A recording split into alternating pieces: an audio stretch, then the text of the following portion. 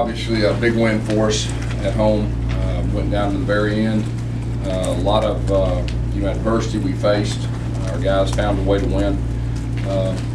We knew that we were going to get their best effort. They had an off week, then they played a 1AA team. We felt like they were a top 10 team preseason for a reason. They beat a good Georgia team. They beat another East Carolina team. So they're a very good team.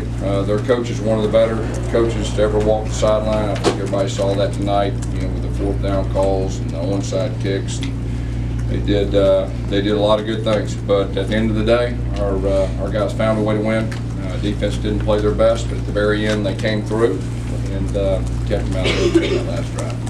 Question? Gus, how tough is it when you face a team and a coach that basically plays like there's nothing to lose? I mean, they kind of went for everything. Yeah, well, they went for everything. They got just about everything. I mean, that was the hard thing. I mean, when they executed when they had to, and they did it time and time again. And that's the reason it was a close game. And that's the reason that it went down to the end. Talk about your decision to throw that slant route to Duke late in the game. Yeah, I mean, we felt like we needed to try to win the game, and we were thinking about throwing on that last third down also, but they dropped back and all that, so we just tried to have a little sprint draw right there, hoping to pop it. We knew we'd at least make them burn their last time out. We felt like we could punt down there, and they would have to drive the field without any timeouts, so that was the thinking. Guess how big of a spark was Ricardo Lewis tonight in the running game? Yeah, that was good. Ricardo's a guy that did a good job with speed sweeps. Last year I think you brought that up the other day. I did. And I thought of you when you run down the sidelines. That doesn't surprise me either. Gus, in that light, I mean, you really shared the ball running the Rock, Cab, Corey, everybody kind of got you. Yeah, Rock is a guy that's coming on, and we have a lot of confidence in him. And those three guys, I thought, did a very good job. I thought our quarterback played extremely well in the read zone. He was very efficient with his passing. He had a big time night. Just thought about the offensive line. You had some shuffling and some things. But yeah, our offensive line, I thought, did a very good job. We went into this thing, feeling like that we needed to run the ball. We thought we could have some success with the read zone. Which we did, especially early. We mixed in some gap game. I thought our offensive line, just looking at the sideline, played well. How much of tonight was Spurrier being Spurrier, or just the defense not playing at 100%? Well, I mean, you give them credit, but obviously we didn't play our best on defense. We made some mistakes. I think they went for them fourth down a whole lot, and there wasn't a whole lot of stops right there. But at the end, they came away and found a way to keep out the end zone at the end.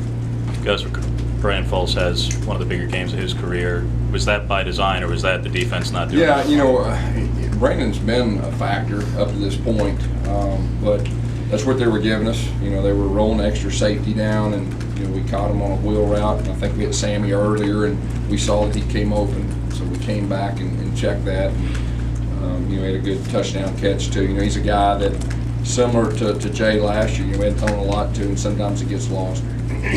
Was that something you saw kind of in the off-week evaluations that you need to take advantage of? Yeah, there was a lot of different things that we saw. That was one of them. You mentioned Nick. Does he belong in that conversation with the best players in college football right now? He's pretty good. I don't know about everybody else, but he's pretty good. He played extremely well tonight. And, he's got a pretty good record. Starting record too the last 2 years, and you look at how many ranked opponents he played, and he's probably played as many or more than any of these other quarterbacks everybody talks about. Obviously, Coach Spurrier had a couple of trick plays in his basket, but you brought out a couple of wrinkles, the pass to Jonathan Walls, or from Jonathan Walls to Nick. You kind of talk about the decision to do that? Yeah, they were playing man-to-man.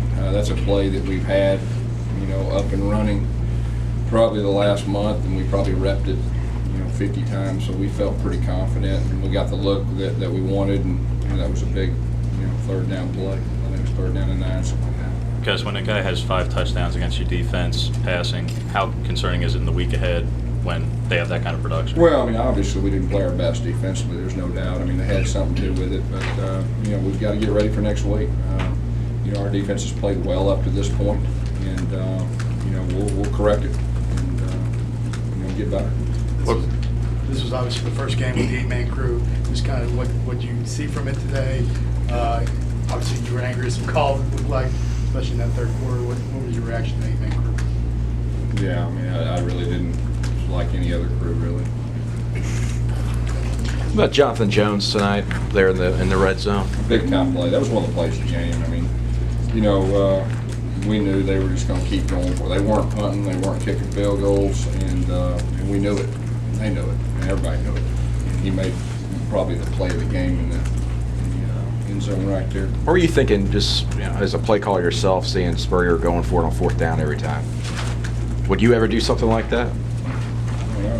They made it just about every time. I mean, it's frustrating to be on the other sideline, but like I said, I mean, he's one of the best to ever walk the sideline. I mean, when you go against a guy like that, and he's on his A game, and it's tough. Because we talked a lot about the first downs last week and how you guys evaluated that in the off week. Early on, at least, the play calling was very heavy towards the run, which is kind of always what you do, but it was really towards the run, proportionally speaking. What did you see in the off week? Did you see that you had to do that kind of thing on first down? Well, you know, each game that you play, I mean, you try to strategically figure out the best plan. And we felt like, you know, the last game we had a lot of 3rd and 9s, and so we felt like we needed to get in those situations where, you know, it's 2nd down and medium, it's 3rd and short, and so that was just part of the plan. And like I said earlier, I mean, our plan was to run some zone read, gap them up every now and then too.